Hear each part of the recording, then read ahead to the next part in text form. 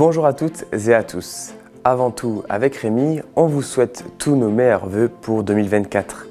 On espère que vous avez bien profité des fêtes de fin d'année. Maintenant, c'est l'heure de la rentrée sur TV3V avec les actus. Voici le sommaire de ce 5 janvier. Trier ces déchets biodégradables, voici la nouvelle résolution que nous devons prendre depuis le passage à la nouvelle année. Près de chez vous, ces PAV, points d'apport volontaires, ouvrent leurs portes, ou plutôt leurs bacs, progressivement. Le jour de l'Épiphanie, on se retrouve traditionnellement pour partager la fameuse galette des rois. Avant de savoir qui va tomber sur la fève, on est allé voir quelle saveur vous trouverez sur vos tables lors des prochains jours.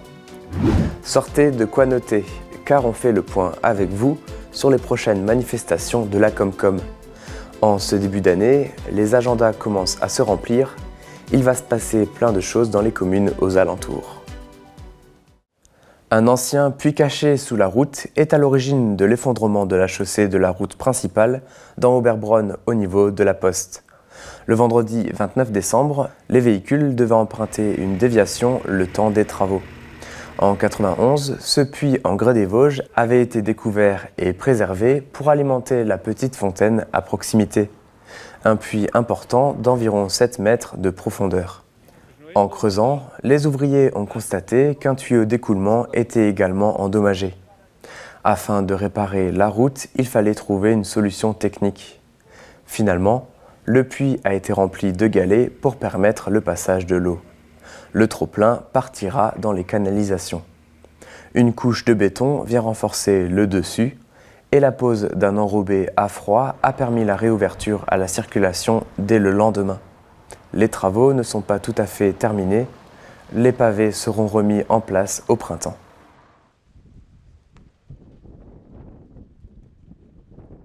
On en parlait en mai dernier sur notre antenne. Les déchets biodégradables sont désormais collectés partout en France. En Alsace du Nord, le SMICTOM a réparti 385 bornes ou abris-bacs sur le territoire. Un seul de ces containers peut recueillir les déchets alimentaires de 300 personnes. Complémentaires au compostage, on peut y mettre les os, les coquilles, les restes de viande, poisson, pain, pâtes, les sachets de thé entier et même l'essuie-tout et les mouchoirs. En fin d'année dernière, nous avons reçu à la maison le bioseau et les sacs en papier avec une lettre explicative. Et dès janvier, les gens étaient impatients de pouvoir déposer les restes des fêtes. L'an passé, ces déchets alimentaires représentaient 44 kg par personne. Alors, avec la facturation qui passe à la pesée, il est tout naturel d'avoir intérêt à utiliser ces points d'apport volontaires. En effet, depuis le 1er janvier, le SMICTOM Nord-Alsace facture une part fixe de 152 € par an et une part variable de 42 centimes par kilogramme. Cette semaine, les bornes ont été ouvertes du nord au sud, comme ici à Gumbrechtshausen. Les biodéchets, collectés toutes les semaines, seront valorisés à 80% en compost et le reste en biogaz. En conséquence, du côté des ordures classiques, elles seront donc moins pleines d'un tiers environ et la collecte se fera tous les 15 jours. C'est d'ailleurs la sortie moyenne constatée des poubelles. Les usagers ont la possibilité de s'équiper d'un verrou d'un montant de 40 €, mais le plus simple reste tout de même de faire confiance à ses voisins. Notez que les déchets sauvages sont pénalisables de lourdes amendes selon les communes. Les fêtes de fin d'année étaient pour beaucoup un marathon des repas, desserts et bradles. Pour se dépenser, près de 200 motivés ont pris part à la 2e édition des 12 heures pistes du Nouvel An. La nouvelle association Les Invisibles s'occupe de l'organisation autour de la piste d'athlétisme à Niederbronn-les-Bains. Comme pour 2023, chacun est libre de courir ou marcher autant qu'il le souhaite. La course a été lancée à midi le 31 décembre pour se finir à minuit lors du passage à la nouvelle année. Parmi les 192 participants, 3 ont relevé le défi du début à la fin. Jean-Pierre Walsh, sportif handisport et parrain de cette édition, a parcouru plus de 32 km. Joseph Pierquin termine avec plus de 83 km et le record revient à Claude Feldenweg. Il boucle cette épreuve avec plus de 100 km dans les jambes. Les bénéfices et les nombreux dons serviront à l'achat de matériel. L'association Les Invisibles veut promouvoir le sport sous toutes ses formes. Un de ses grands objectifs est de sensibiliser à la santé mentale et au handicap, qu'ils soient visibles ou invisibles. Une 3e édition est déjà demandée. Les bénévoles de l'ASG étaient sur leur 31 pour le 31 décembre. À l'occasion de leur soirée de réveillon du Nouvel An, la salle polyvalente Gustave Doré de Gundershofen était comble. Retour en images sur cette soirée avec ses quelques photos et vidéos. Les 32 bénévoles se sont activés toute la soirée pour servir près de 500 convives. Au menu, il y avait divers buffets chauds et froids et le groupe Les Kois a fait danser tout le monde. L'association sportive de Gundershofen donne déjà rendez-vous l'année prochaine pour la nouvelle édition.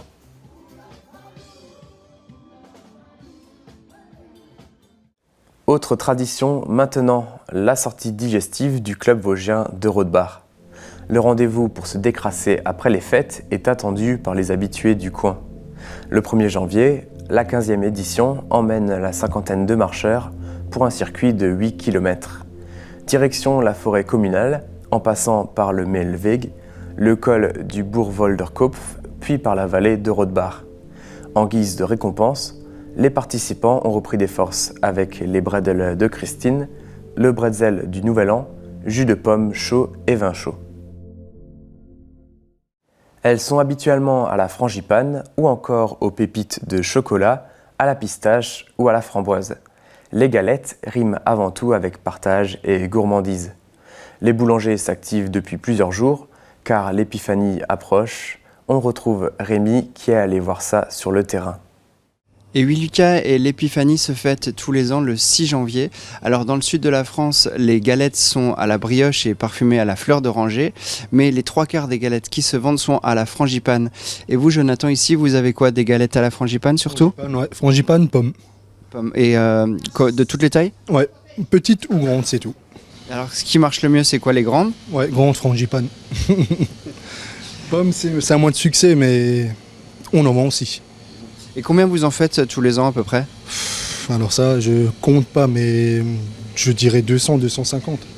Quand même dans la saison, quoi, dans le week-end. D'accord. Ouais. Et tout, après, lundi, c'est fini, c'est que ce week-end? Non, on en fera aussi encore toute la semaine prochaine. Ok, les gens consomment encore un peu après. Encore, ouais.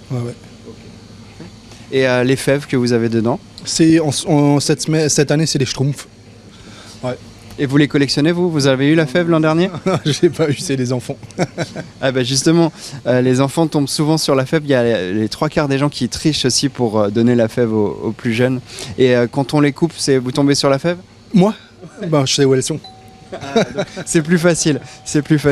Donc plein de fèves à collectionner, les gens peuvent en manger plusieurs pour avoir différentes fèves. C'est ça, la collection.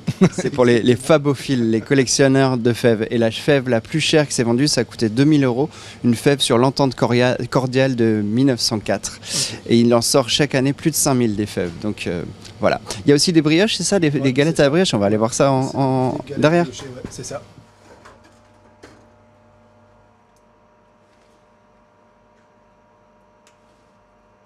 Voilà, ici la production de galettes continue pour ceux qui n'aiment pas les pâtes feuilletées.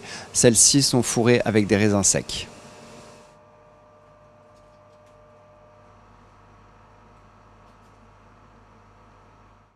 Sortez un crayon et vos agendas pour noter les dates qui vont suivre. L'année démarre fort, voici les rendez-vous de janvier et février.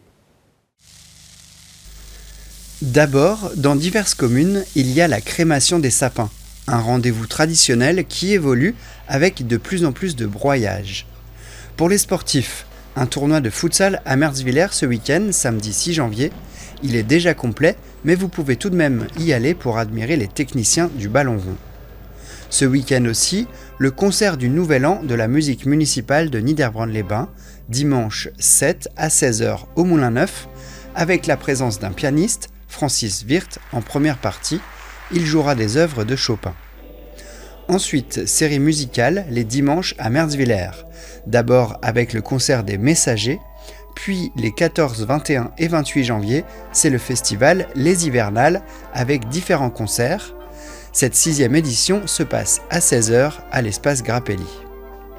À Zinswiller, les 13, 20 et 21 janvier, il y aura du théâtre alsacien avec la pièce A Klops et Dor Jeder. Le 19 janvier, au Point Lecture, c'est la Nuit de la lecture, une action nationale pour inciter à lire. Il y aura le concert des paroisses à l'église de Griesbach le 21 janvier à 17h. Sortez les hauts à paillettes fluo pour la soirée années 80 à Gundershofen le 27 janvier. Toujours à Gundershofen le 4 février, les Pongistes 79 organisent un tournoi de ping-pong dans la même salle.